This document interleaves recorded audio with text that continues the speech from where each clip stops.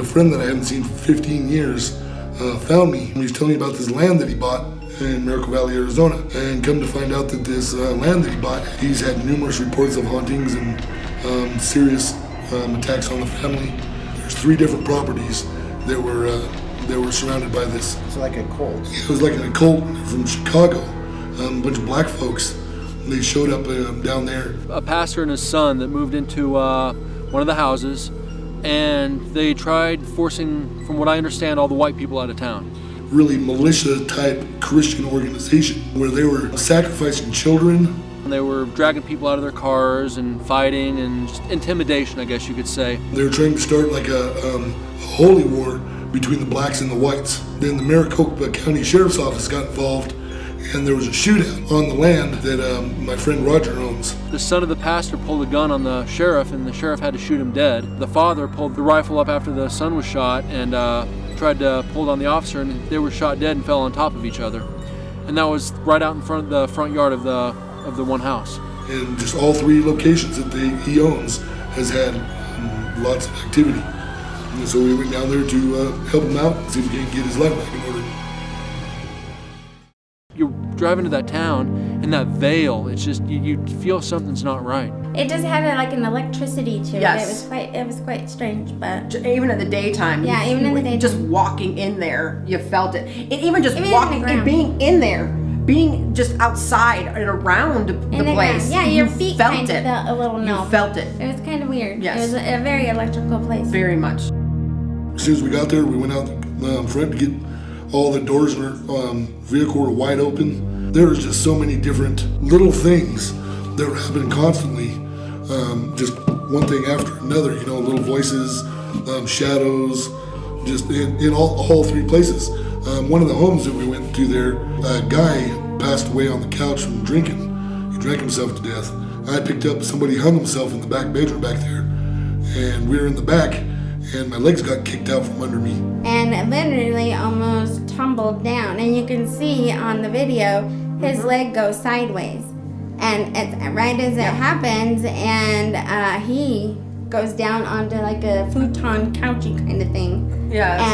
And we were all there when that happened. It's pretty shocking to know that there's nobody within 3 or 4 feet of him. And going back through the video, we saw a shadow just come straight by and just take him out at the knees.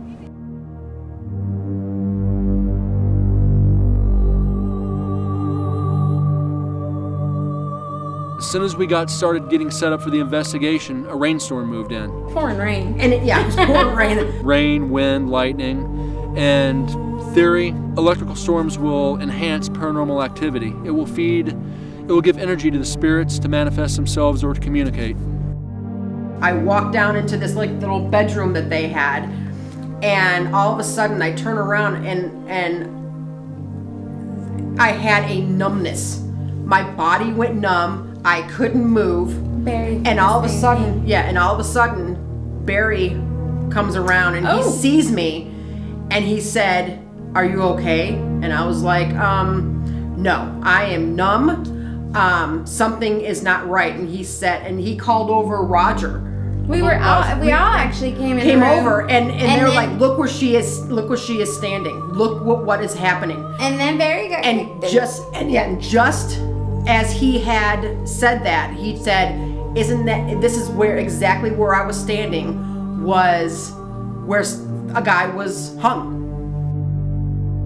I like to come on a little stronger than other investigators, try to provoke a little bit of a reaction. I got called a jerk. Get out of here, jerk. Well, even the spiritual realm thinks I'm an asshole. I'm screwed in death. I really am. Throughout the night, Ron and I were going back and forth, and I was doing a lot more of the talking. At one point, I started to feel a little threatened, so I stepped back and stood in the doorway of this particular room and literally got something, literally either put its hand, whispered, I don't know, but it was enough to where it like pulled my hair back. So right across my face, and I was standing in the door. I was very leery about going somewhere that nobody had been. There was quite a sad feeling there. a bit of anger. I believe that we went in and we handled that all pretty well as far as not trying to be disrespectful and just let them, if they had a message to say, to just say it. Just being able to have them let us be part of that was a gift. It was honor. I feel honored to have been able to be invited. Do I believe that place is haunted? Very, very much so. Do I believe it's evil?